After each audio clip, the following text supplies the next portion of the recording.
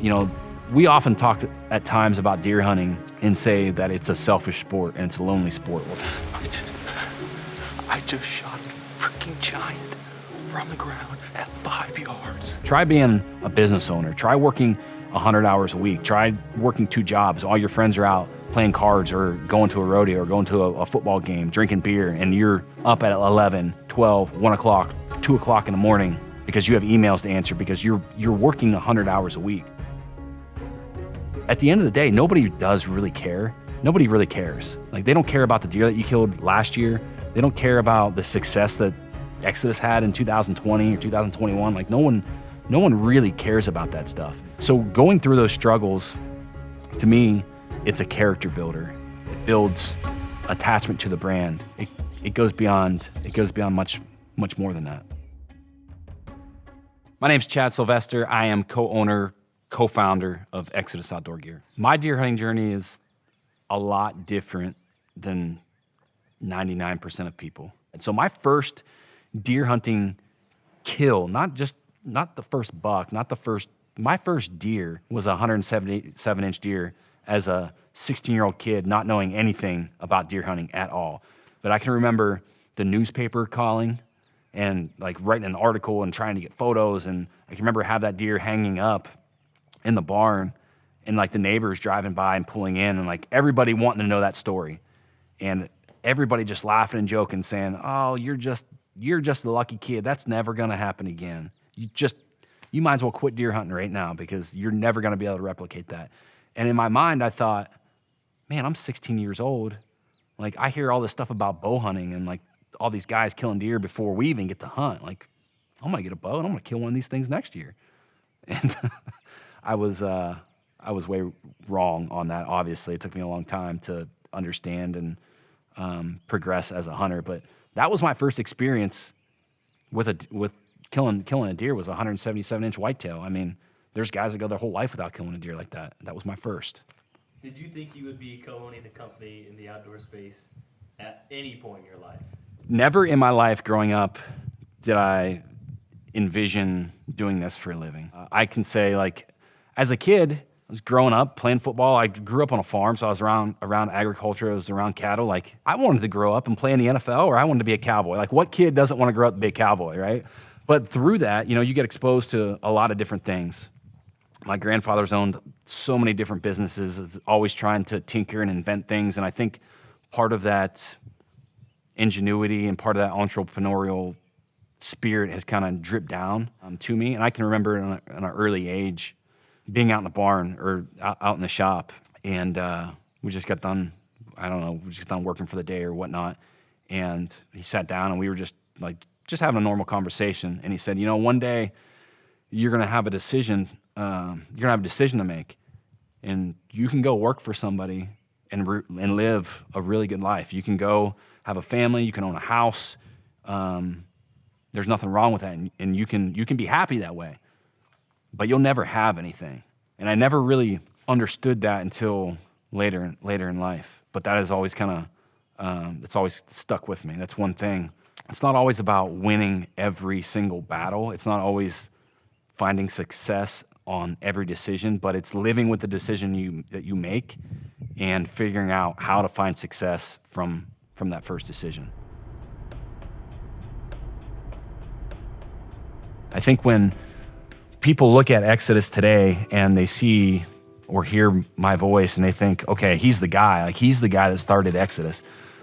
That's not really how it happened, right? The idea was Matt Klein's. I mean, the idea of starting a trail camera company specifically, that was Matt's idea. At the time, I had some money set aside. I was in a good job, and I wanted out of that job bad.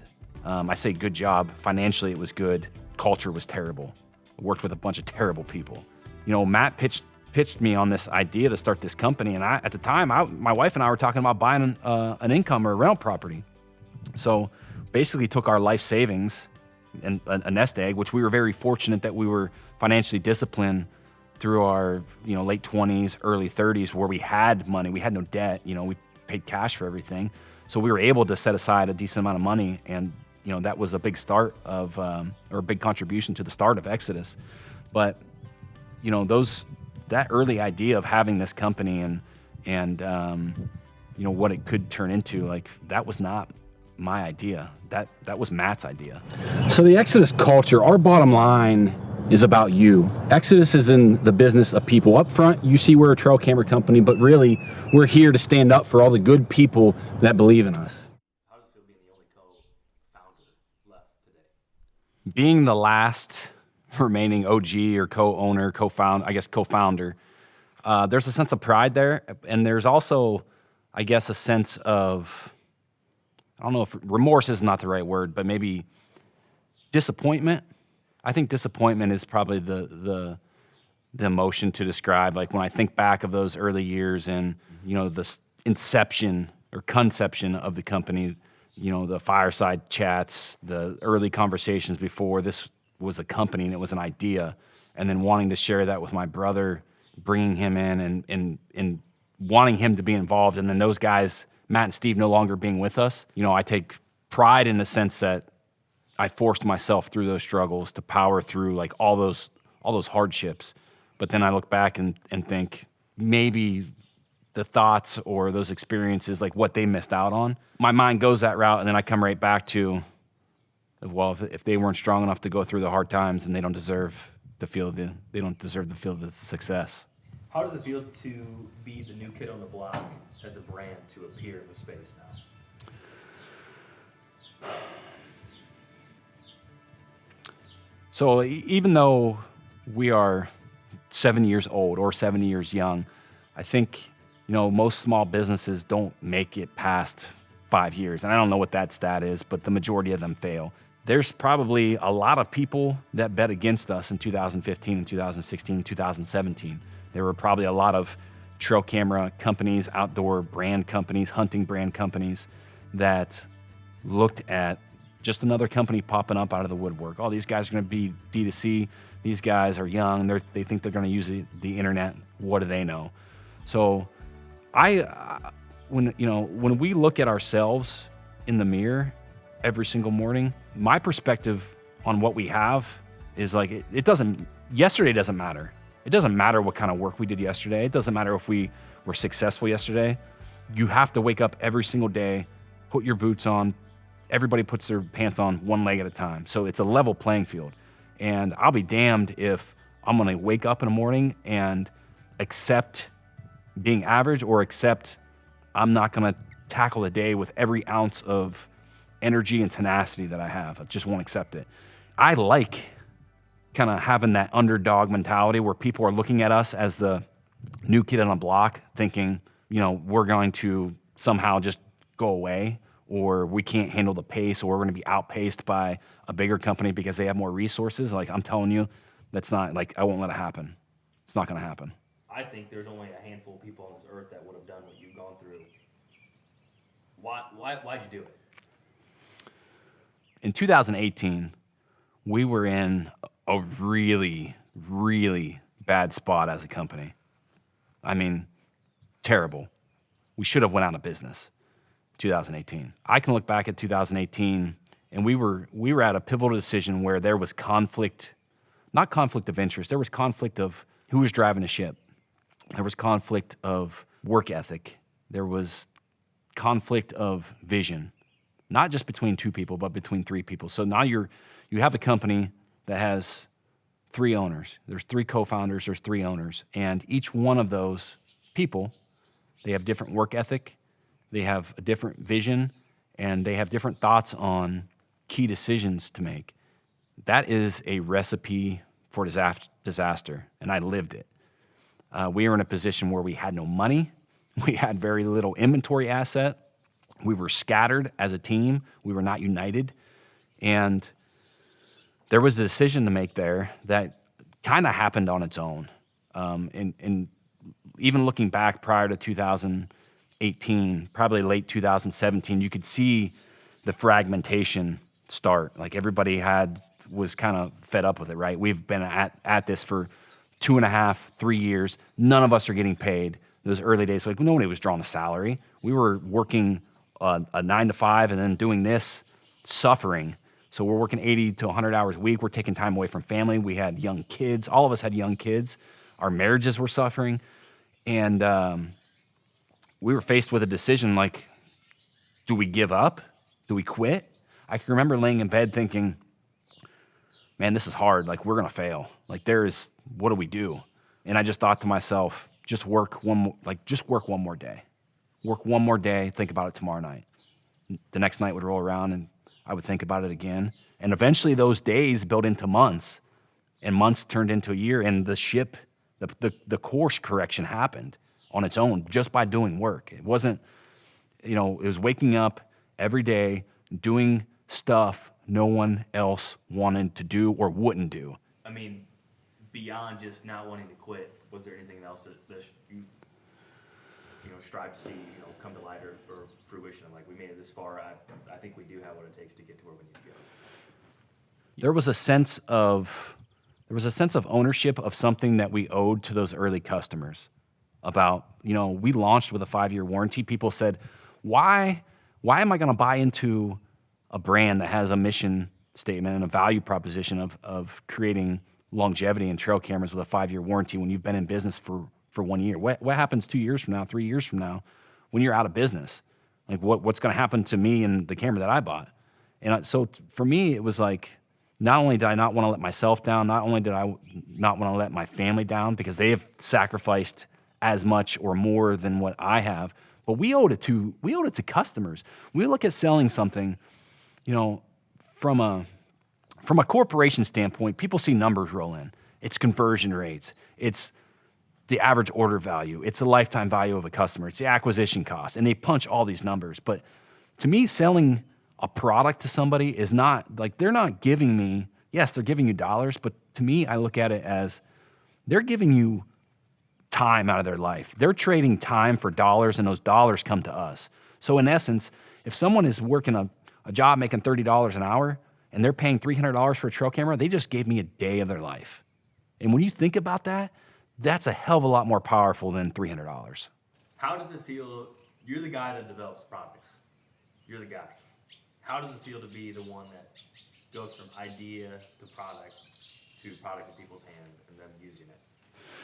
The thought of being the guy developing products is really exciting. It's something that you're kind of boastful about, knowing like you're taking certain thoughts or certain ideas and then bringing that into a product that people think is valuable enough to trade their time for. Like, I think there's a sense of pride there.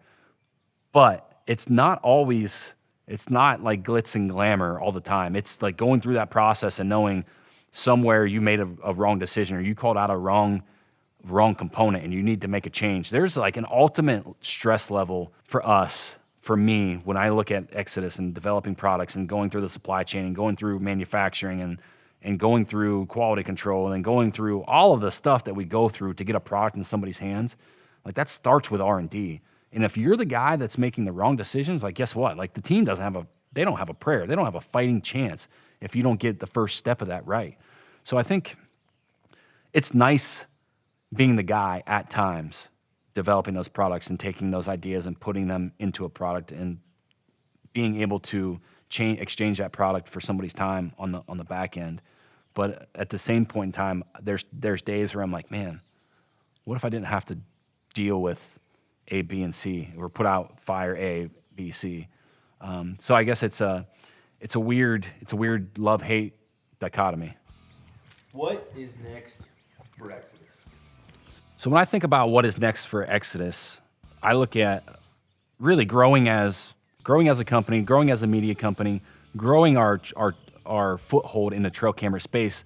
And I think a lot of people know us as a trail camera company, but the original vision was not just a primary focus. We had a primary focus on trail cameras. We identified that, but it wasn't to be a trail camera company. Otherwise, we would have branded as Exodus Trail Cameras. So I think that there's other market opportunities, other product categories and spaces that we'll identify and emerge and we want to become players in. And a lot of people don't know this, but we went through that process in 2016 and 2017 with Boulder Bikes, an e-bike company that we were looking to launch during the craze or the social acceptance of hunting bikes, of e-bikes being used in the hunting space.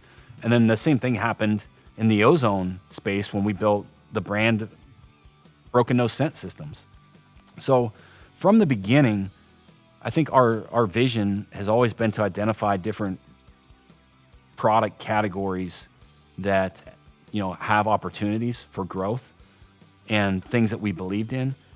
From the outside looking in, a lot of people have never seen that because we've never, those things failed before they were able to become public or we were able to bring them to market. So sitting here in 2022, just a few weeks away from launching arrow shafts, that's something that again, my personal experience has had a big part to do with kind of that interest and going through struggles as an archer, trying to understand why my arrows are flying sideways, trying to understand what the high FOC craze is about, trying to understand what it is we're after, what we're chasing when we're trying to send an arrow through a deer. Like what is the goal there? Is it speed? Is it mass? Is it a faster bow? Is it a sharper broadhead? Trying to understand all that stuff through personal struggles and challenges that we see as consumers, I think ultimately will lead Exodus down different product categories and different paths where we see opportunity. I can sit here and say it's pretty easy for me to tell people to go out and buy Exodus products. When you sum up the value proposition, you're getting top quality gear at an affordable price because of the business model. You're getting best-in-class customer service. You're getting best-in-class product support. And then on the back end of that, we're also going through extensive efforts to help educate all consumers, regardless of what product you're actually buying.